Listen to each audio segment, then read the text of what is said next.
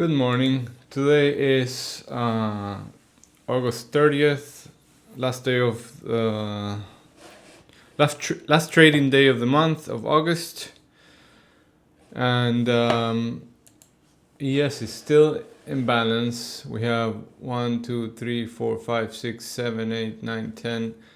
This is the 11th day in this range.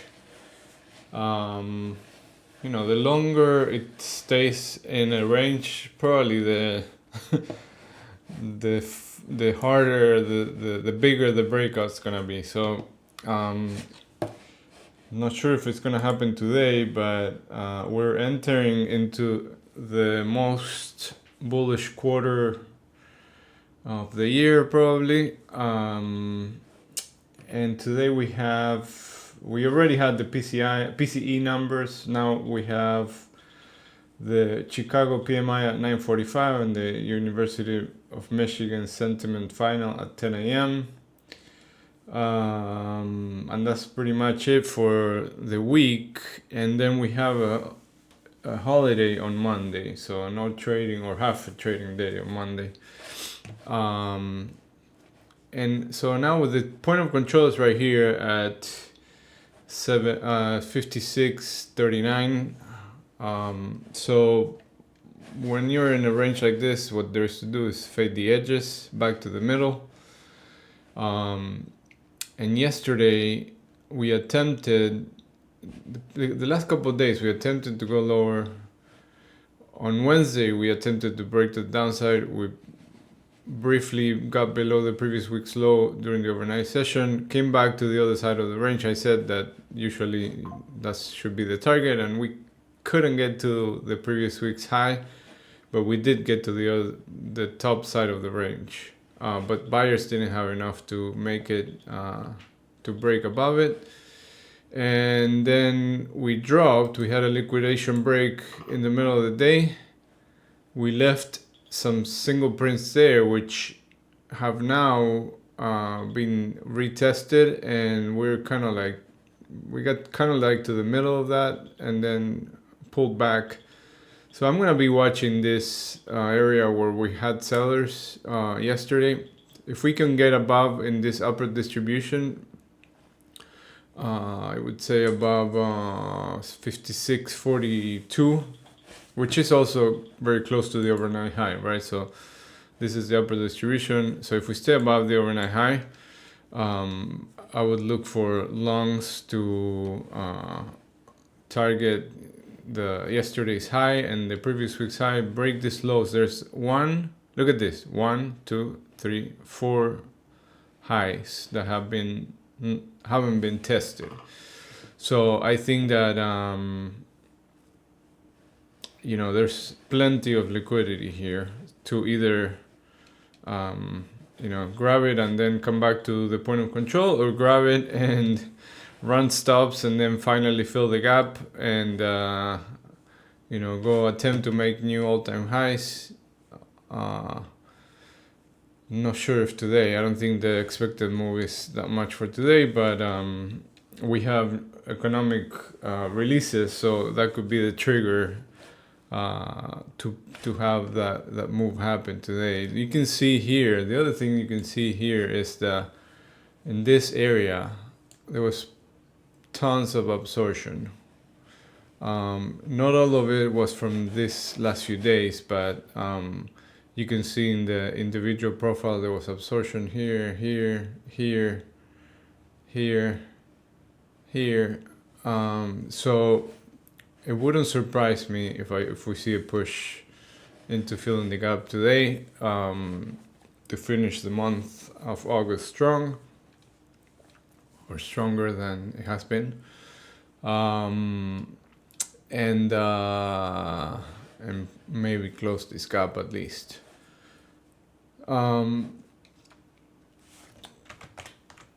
Let's see. We have NQ, which is in a very similar scenario as yesterday morning, and this is the magnet that I'm looking for. The 585 keeps being a level that we keep revisiting, and then the 610 is the other one. You can see the 20-day point of control is here. And then if we are able to hold that, then I'm going to be looking for 19,700, and above that then we have this range right here, and 19,850 and change will be the target. And then if we keep moving that, there's this untested point of control here in 19,900, and then the 90-day point of control, which is right up here at 19,970. If we cannot get it here and then sellers start pushing, we have all these lows. We have the overnight low, yesterday's low, the previous day's low, and then we have a gap that hasn't been filled during the RTH session. It did get filled overnight, so maybe that's considered already tested, at least for the time being, and then maybe we'll repair some of the structure up here first.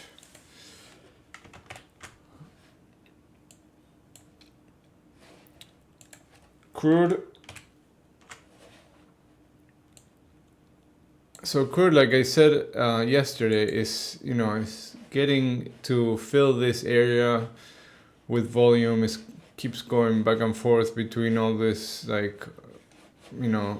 2-day, 1.5, 1 day balance. Well, actually 1 day is not a balance, but we have like little groups of areas where it wants to find balance, but so far it can't. So that's why it keeps going back and forth, because it's trying to find where the price where buyers and sellers agree. And there's a few candidates here for where the point of control is going to be, the fair value is going to be, fair value. And we still haven't really find it. That's why it looks like, very choppy, like up and down, up and down. There's a lot of opportunity for day trading in oil lately, which is, I haven't even been day trading it, but there's a lot of opportunity. We just came back, almost filled that gap, the RTH gap at 73.52, and now we're bouncing. And if we keep moving higher, the 74.80 and change is going to be the target. But now this low volume nodes that we had that were very prominent, now they're getting filled up, right? So I think there's gonna be lots of back and forth in this area. So until we find balance and establish a clear spot and with faded edges, which right now we kind of have, but it's not there yet. Market likes symmetry, so this is gonna all be cleaned up in my opinion.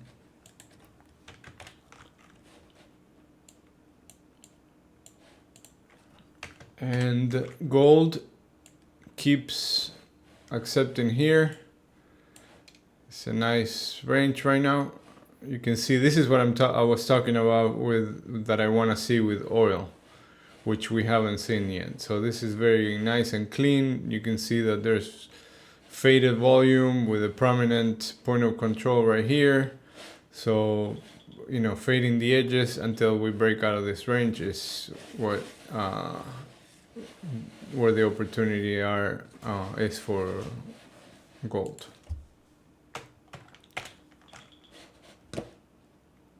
And that's about it.